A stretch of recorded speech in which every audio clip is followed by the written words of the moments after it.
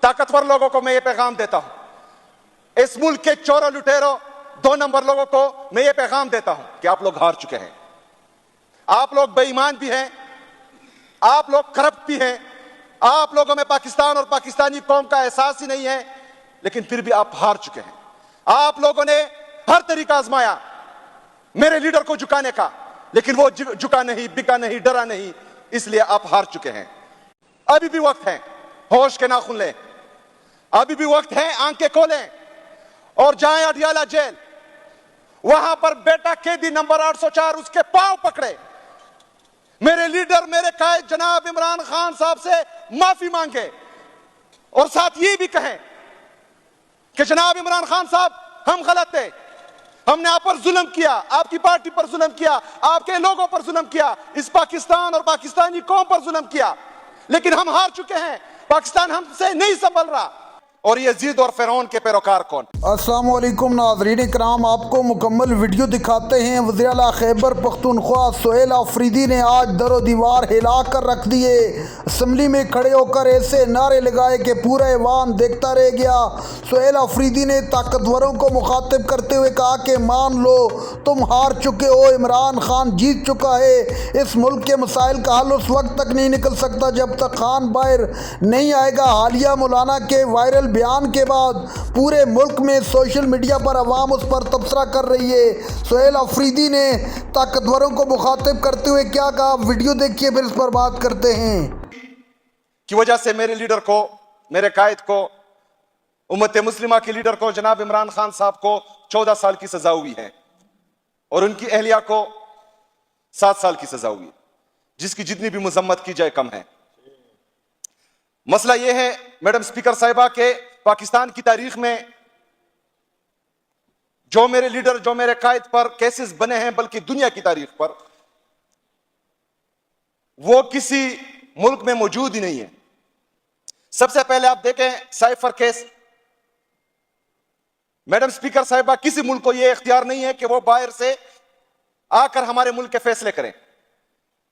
एक गैरतमंद इंसान, एक मुल्क का गैरतमंद शहरी, अगर वो मुल्क का वजीर आजम भी ना हो, कोई आला ओहदे पर भी ना हो, लेकिन उसको किसी दूसरे मुल्क की तरफ से ये बातें की जाए कि फलानी की हुकूमत गिराएं, अगर गिरा दी तो ठीक है, अगर नहीं गिराई तो तुम्हें माफी नहीं मिलेगी।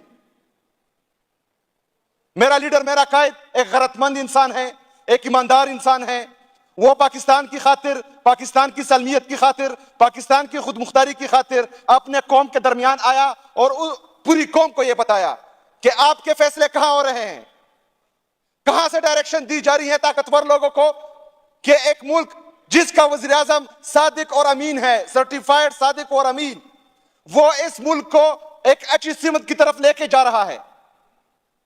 कोरोना के वबा में उसने जिस तरह इस मुल्क को चलाया, जिस तरह उससे पहले 2018 से पहले हमारे हुक्मरानों ने इस मुल्क को तबाह बर्बाद किया था, ब्लैक लिस्ट की तलवार हमारे गर्दनों पर लटक रही थी, उसके बावजूद इसने इस मुल्क को संभाला भी, उठाया भी और एक तरक्की की तरफ वो गामजन था।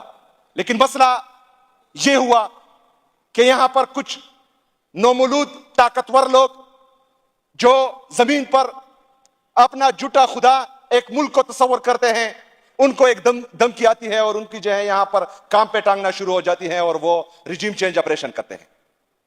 मेरे लीडर का यह कसूर था कि उसने पूरी कौम को बताया कि आपके ताकतवर लोग बेगैरत हैं और वो किसी और से डिक्टेशन लेते हैं। पाकिस्तान की तारीख में यह केस जो मेरे लीडर, मेरे कायद पर बना, जिसने इस मुल्क की खातिर, इस मुल्क की सलमियत और खुद मुख्तारी की खातिर पूरी कौम को यह समझाया कि खुद मुख्तारी क्या होती है, इज्जत क्या होती है, गैरत क्या होती है, उस पर वो केस बना, तो ये जो है सियाह बाप के तौर पर हमेशा याद रखा जाएगा। दूसरा केस इद्दत का था। मैडम स्पीकर साहिबा, कोई भी मुअज़्ज़ब माशरा मियां बीवी के रिश्ते में नहीं घुसता, लेकिन यहां पर कुछ बेगैरत, बेईमान, थर्ड क्लास लोग आला ओहदा पर फाइज थे और उन्होंने वो केस बनाया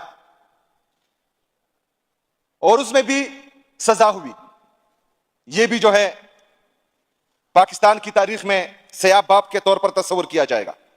तीसरा केस, ताकतवर लोगों को मैं ये पैगाम देता हूं, इस मुल्क के चोरों लुटेरों 2 नंबर लोगों को मैं ये पैगाम देता हूं कि आप लोग हार चुके हैं। आप लोग बेईमान भी हैं, आप लोग करप्ट भी हैं, आप लोगों में पाकिस्तान और पाकिस्तानी कौम का एहसास ही नहीं है, लेकिन फिर भी आप हार चुके हैं।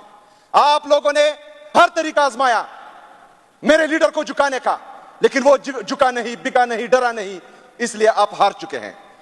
अभी भी वक्त है, होश के नाखून लें, अभी भी वक्त है, आंखें खोलें और जाएं अडियाला जेल। वहां पर बेटा कैदी नंबर 804 उसके पांव पकड़े, मेरे लीडर, मेरे कायद जनाब इमरान खान साहब से माफी मांगे और साथ ये भी कहें कि जनाब इमरान खान साहब, हम गलत थे, हमने आप पर जुल्म किया, आपकी पार्टी पर जुल्म किया, आपके लोगों पर जुल्म किया, इस पाकिस्तान और पाकिस्तानी कौम पर जुल्म किया, लेकिन हम हार चुके हैं, पाकिस्तान हमसे नहीं संभल रहा। हम अलकादिर यूनिवर्सिटी की, जिसका बेनिफिशियरी ना मेरा लीडर, मेरा कायद जनाब इमरान खान साहब हैं, ना उनकी अहलिया हैं, ना उसके बच्चे उस यूनिवर्सिटी में पढ़ते हैं, बल्कि उसने इस मुल्क और इस कौम की खातिर, मुसलमानों की खातिर और इश्क रसूल सल्लल्लाहु अलैहि वसल्लम में वो यूनिवर्सिटी बनाई थी, आज उसमें भी उसको सजा दी गई। तो ये भी एक सयाबाब के तौर पर हमेशा याद रखा जाएगा। मैडम स्पीकर साहिबा, हमने 77 साल से यह देखा है कि जमहूरी कुव्वतों को किस तरह सजाएं मिलती है और उनको किस तरह जो है रास्ते से हटाया जाता है, लेकिन यह 2024 है। मेरे लीडर, मेरे कायद ने पूरी कौम को शऊर दिया है, उसने पूरी कौम में यह शऊर पैदा किया है कि सही कौन है और सही क्या है, गलत कौन है और गलत क्या है। पाकिस्तान का बच्चा बच्चा यह जानता है कि राह हक पर कौन है, राह हुसैन का राही कौन है, राह मूसा का राही कौन है और यजीद और फिरौन के पैरोकार कौन है। नाज़रीन कराम, आपने वीडियो देखी। वज़ीर आला खैबर पख्तूनख्वा सोहेल अफरीदी का इंतहाई अहम खिताब। वज़ीर आला ने ताकतवरों और हुकूमत को मुखातिब करते हुए कहा कि इमरान खान की मुलाकातें बंद करके तुमने अच्छा नहीं किया, कल को तुम्हें इस चीज़ का जवाब देना पड़ेगा। इमरान खान को वज़ू करने के लिए साफ़ पानी तक नहीं दिया जा रहा। आप क्या समझते हैं कि ये हरबे इस्तेमाल करके आप खान को तोड़ लेंगे? ये आपकी भूल हो सकती है, उसके सिवा कुछ नहीं।